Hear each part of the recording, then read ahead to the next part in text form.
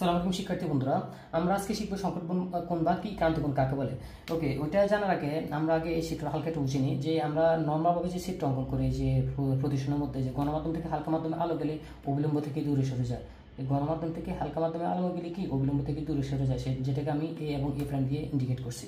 ওকে, এখন দেখি আলোকরশ্মি যদি এক মাধ্যম থেকে অন্য মাধ্যমে যাওয়ার সময়, আমি আবার বলছি যে আলোকরশ্মি এক মাধ্যম থেকে অন্য মাধ্যমে যাওয়ার সময়, যে আলোকরশ্মি এক মাধ্যম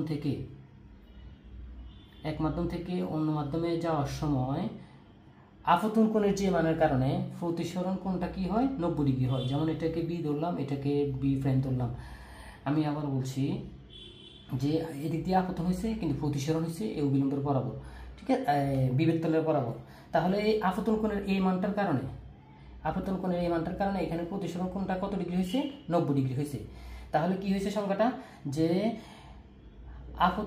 আলোকরশ্মি এক মাধ্যম থেকে অন্য মাধ্যমে যাওয়ার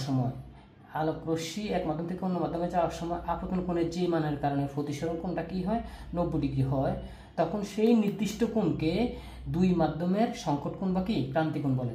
তাহলে বি, এটাকে যদি ও ধরি, এটাকে যদি এক্স ধরি, তাহলে এখানে বি ও এক্স, অ্যাঙ্গেল বি ও এক্স, এটাই হচ্ছে কি প্রকৃতপক্ষে সংকট কোণ।